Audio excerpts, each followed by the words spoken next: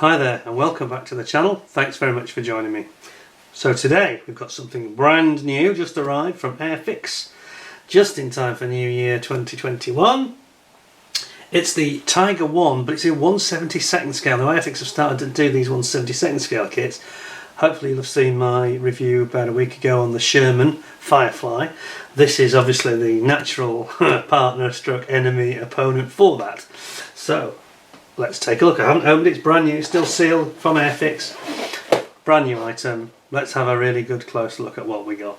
Now, there are some problems with this, I have to say, before we start, that struck me. As soon as I sort of looked at the box, and I'll bring you in again and you can have a look at what I'm talking about. There's a problem here because it's actually, it's telling you that the markings for this, the one that's actually depicted in this very nice artwork, by the way, 007, this is the tank of Michael Wittmann, they say on the side. Now there are a couple of problems with this, just to be, I don't want to be too pedantic, but Michael Wittmann only took charge of this tank on the day in which he actually died. There's plenty of research you can do about what happened that day, which I won't bore you with now, but he was actually hit and destroyed. Perhaps I should just come out for this.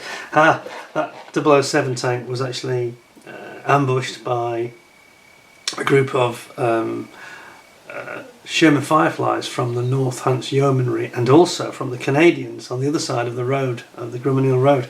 And I won't tell you the whole story, but basically they charge across this field 4 Tigers, and this Sherman that's hiding, they're distracted by the Canadians who shoot at them on one side, on the west side of the road, and far away on the east side of the field there's a copse of trees in which Sherman Firefly with the gunner at the gun, a guy called Joe Eakins, he actually takes out Michael Wittmann and it blows the turret off this tank. But the problem I allude to is actually that they depict this, it says Tiger 1, but this is actually an early production Tiger. You can tell that because of its wheels. If you look very closely, I'm going to come in a bit, look closely at the wheels, the road wheels. They've got like the rubber tyre outer rims to them, which were the preferable ones. But by the time that we got to Normandy, they were already coming through with the steel wheels Tiger, and that's the steel wheel Tiger that Wittmann 007 was actually at the time. So that's not quite correct as depicted in here, but we won't get too bogged down with that. So we've also got the second company of the Schwer Panzer Abteilung 501 in Belarusia in 1943 to 1944. So, usual thing, glossy Airfix box, not much else to say about it apart from lots and lots of different languages and blurb on it.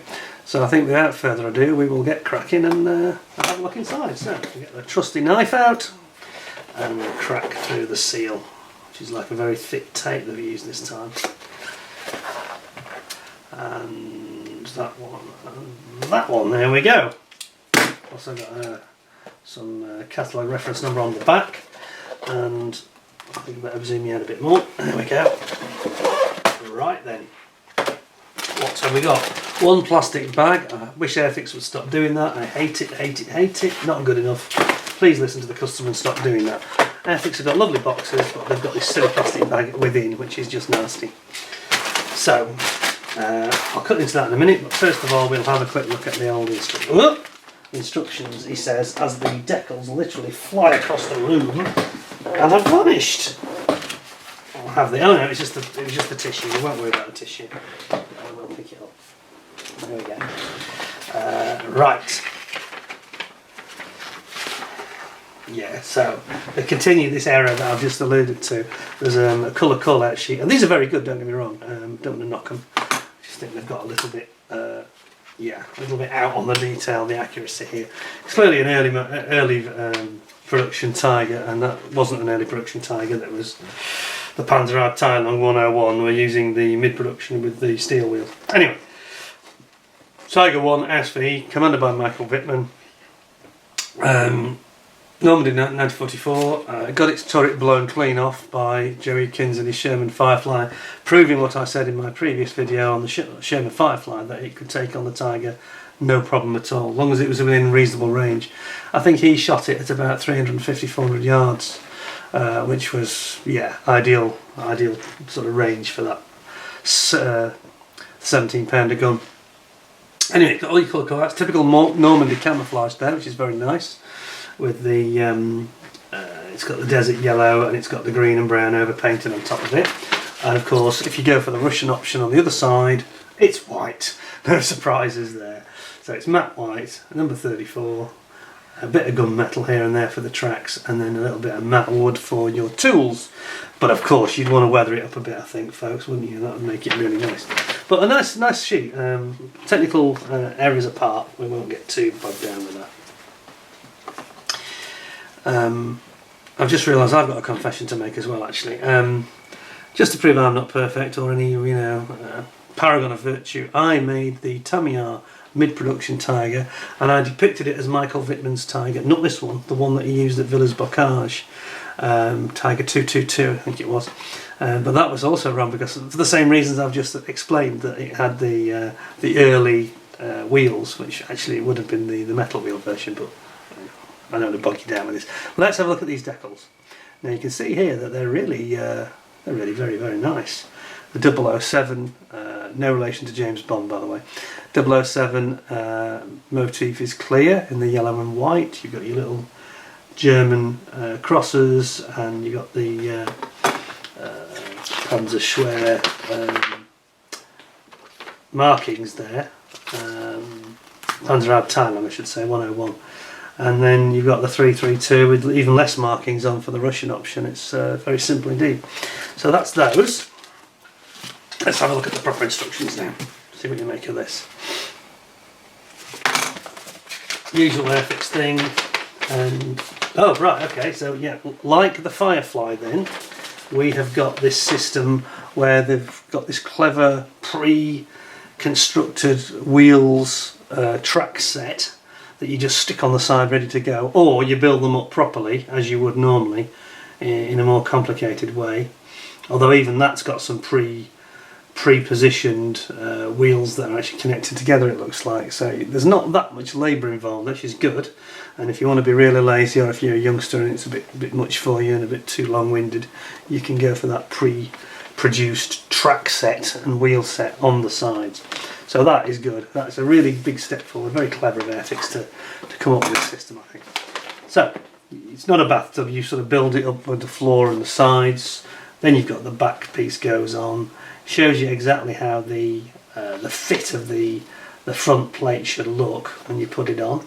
So there shouldn't be any gaps. It should be even. And it shows the angles as well here that it should go on at. Well, that's quite clever. Then you get your front plate going on. Then we've got a few holes to drill here. It shows you exactly how to, again clever in that it shows you exactly how to click it in to get it to be the right fit and position. You click it in at the front and then you put the back in after and sort of angle it down. More holes to drill on the side pieces. That's the side armour of the tank here. Then we've got the exhaust going on. They go on quite early, don't they? That's unusual. And then the covers go on them. I've got to say, it looks like a nice kit. I hope the plastic's as good as it looks in the instructions. It's already looking brilliant. You've got your rear mud guards going on and your jack going on. At the front you've got your machine gun on the glasses at the front, plus the armour protection for the driver's peep hole, sort of periscope hole.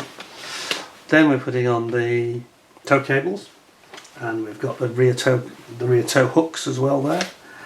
And then you're putting on more tow cables on the side, and then you're into your turret construction. So you're building up the back of the gun mantlet, and then the front piece goes on. A couple of holes to drill in the sides, depending on which version you're going to use. I think it depends on what equipment's going on the side, really. Again, if you choose the other option, there are further holes to drill. Then you bring in the two the sides of the turret that are like a hull side, aren't they? And you squeeze the mantlet in between. It obviously pivots so you don't glue that part. And then you've got to bring your turret top down and the stowage box at the back of the turret, and then you've got your side hatches and top hatches going on. Although it does appear that the main top hatch is just fixed, which is slightly disappointing. I was hoping that might be openable, but anyway. Then you're bringing in your 88mm gun, the mighty cannon it is as well, One of the key features of the Tiger, of course, was its very powerful, high velocity, accurate 88mm. Then you've got your spare track links going on the side, and those are all individual pieces, so that's nice. And then you bring in your either constructed wheels and track set or your pre-made wheels and track set, entirely up to you. And it also shows you in red the parts that really don't get seen very much. They tend to be the invisible parts. Then we're onto the wheels. If you're actually making them up, it's as an alternative, it shows you how to do that. So you've got your idler wheel at the back, you've got your main road wheels, and then you've got your drive sprocket at the front. And again, I can tell there's some clever engineering in the way that these fit together to make them absolutely foolproof, so you can't get it wrong. And you've got these pre-made interlocking wheels that you don't have to build separately, they're all in one piece. You just put on the front wheel that's visible. And you can see how these sets, because you obviously end up with 1, 2, 3, 4 layers of wheels on the Tiger. It's a really clever idea, this. I think it makes you wonder why nobody thought of this a long time ago, I've got to say. Then you've got your, it's like link and length, because none of these wheels and tracks move, they're just fixed, it's scale model. You're then building up the end sections that go around the sprockets and the drive wheels. There's a lot of different sections. I mean, it makes it look long-winded and complicated. I don't think it is. I think they've just broken it down to make it simple for you by having lots of separate images showing each piece going on, so there's no confusion, which is a good idea. And you can see how you build up the segments of the links that go around the drive and the idler sprockets here, and then you get your drive sprocket at the front here. I mean, it looks really good actually. I like it. This, I think it's a great concept.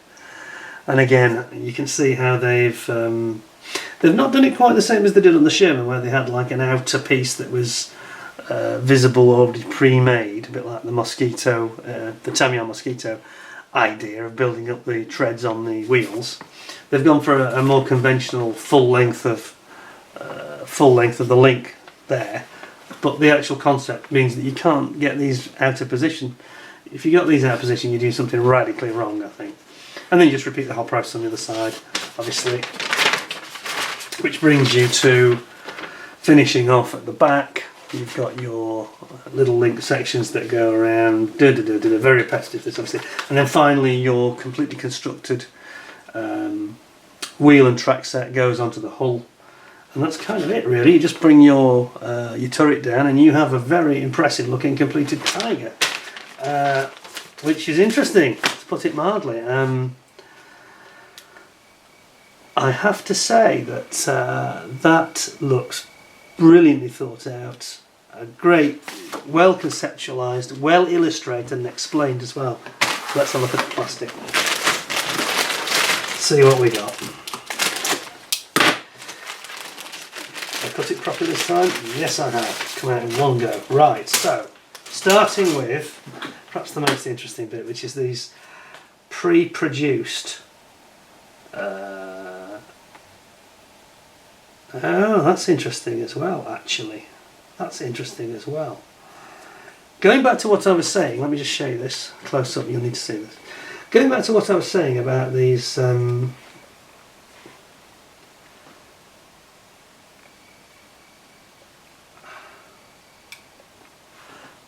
I've gone quiet because I'm just looking at studying them. They seem to have recognised that this thing about the steel wheels, I think there's actually two versions on the wheels, so I'm not sure if that's clear in the artwork or not. It looks like there's a steel wheel option here. Maybe that's for a later version they're going to bring out of the Tiger. And then you've got your, so this is like the early mid-production here. This is more the late production with the steel wheels here. And it seems as though, to me, that they have, unless they go together, I don't think they do. Do they? No, yes they do. I'm wrong. Okay. Now I understand. Actually, what it is, this is the inner, these are the inner side, that's why it's very thin and narrow, see it? And this is the outer, so this is the outer face, outboard of the wheels, the road wheels, and this is the inner section. So even if you do that, and you do it in that way, that's the more simplified, pre-made way, still got some great detail there. And in fairness, they've kind of done it a bit cleverer than on the Sherman. I noticed after the review, which is kind of annoying because I missed it during the review, but if you look very carefully back at that Sherman review, the gap between the wheels on the Sherman has got thick, full height of tread running all the way along it with no groove, which is impossible. The real wheels couldn't run on that. This they haven't. They've actually got it so that there's nothing there that would interrupt the flow of these wheels. So that's much more scale-like than it is on the Sherman, in fairness. So these are the outers, as I say, and it's got your rubber-lipped wheels. Again, that's early production. Not really a 007 from 1944, but anyway. And this is the inner side. So you glue them together, and you've got a really scale. You can paint them up nicely. They'd look really cool. It's not going to be a problem. And there's an idler wheel to go in, which I think you put in separately. Well, no, it's just the fact that it's so inboard that you don't see it. It's there. This one goes on this one.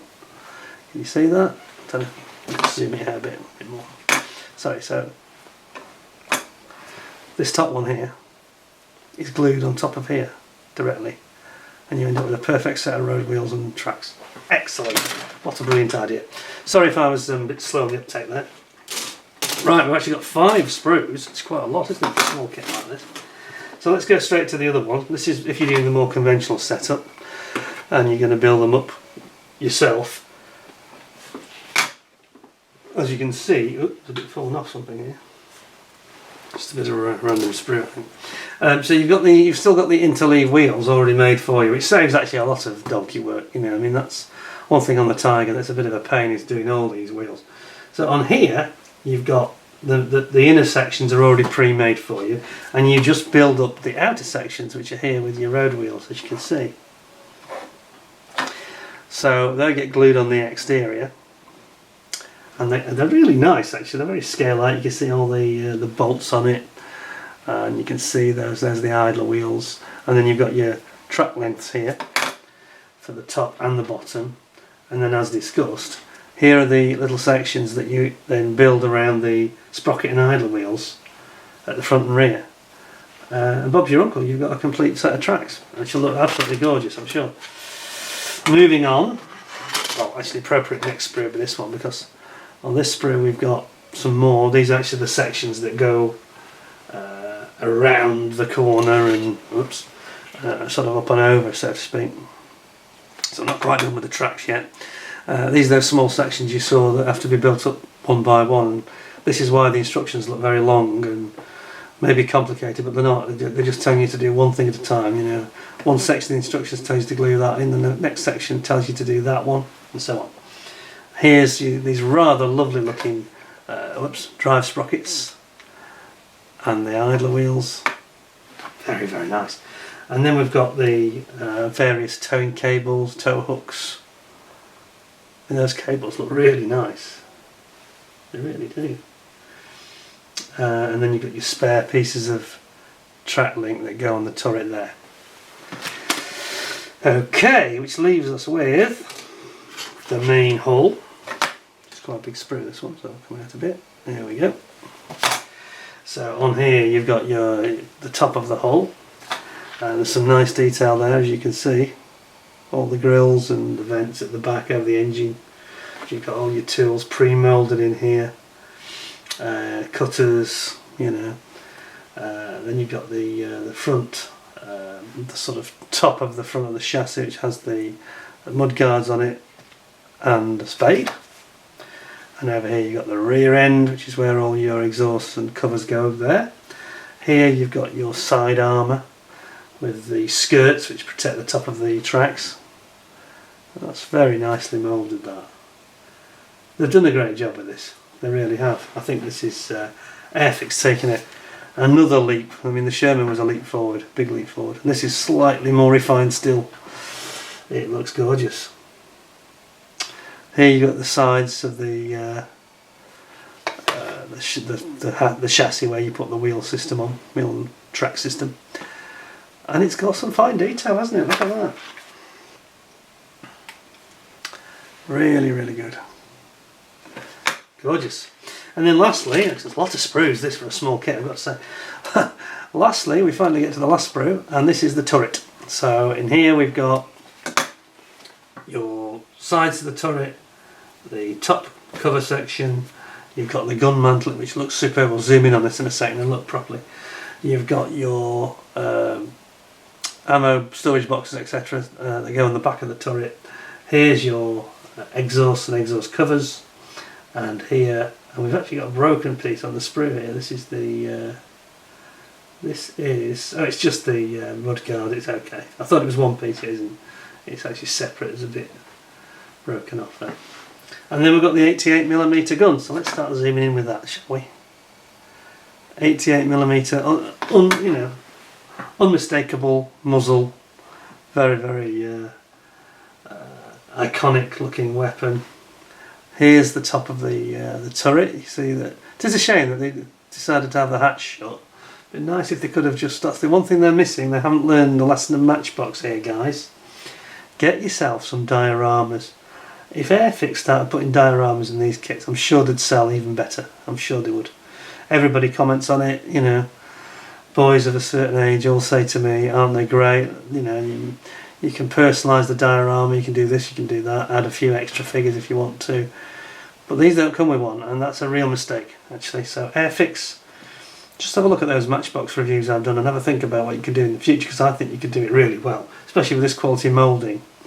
I think that if you were to take up the mantle and get some dioramas sorted out, I think you could really bring it up to the present day with the current moulding technology. That would be a really good thing to do, and it would help your product sell really, really well, even better than it does now. I think you could become world beaters with that. And there's the other part of the muzzle for the gun there, and there we have it. That's that broken, slightly just broken off the sprue. It's not broken, but detached. So there we go. I have to say, this kit costs me, what was it now? At £11, I think it was. I've got to say that's fantastic value in this day and age, to get that much detail, to get such a cleverly thought through concept, and the idea that you can, you know, depending on what mood you're in, you can either be a lazy devil and just throw it together, or you can do it a little bit more detail, a little bit more care if you want to. It gives it a wider audience, and as I say, if they did these dioramas, it'd be an even wider audience still. But it's a fantastic kit, that. I mean, I thought the Firefly was brilliant. I think I like the plastic better on this. I think not the quality of it, but the look of it, the colour is better. On the Firefly, it was kind of a little bit translucent. I didn't like it too much, but that's a corker. For £11, I think I'll give it 9.5 out of 10. If they'd opened the hatches up and had a diorama, it'd been 10 out of 10 for sure. So, you know, I suppose you could call it 10 out of 10 if you compare it to its contemporaries. And it's 72nd scale, so because it matches all the aircraft scale as well. It's an absolute stunner, to be honest. So, very highly recommended. 9.5 out of 10 from me. Hope you enjoyed the video. If you thought the review was interesting, please give me a like and give me 10 out of 10. And don't forget to subscribe if you haven't already. Ding the notification bell, because then you'll see the next one I do, and there's plenty more to come, some more interesting kits, some new ones that I've got coming up in the near future, so please stay tuned to the channel. Thank you for joining me, really good to have your company, and between now and the next time, please take care of yourselves, and hope to see you again soon. Thanks a lot, and bye for now.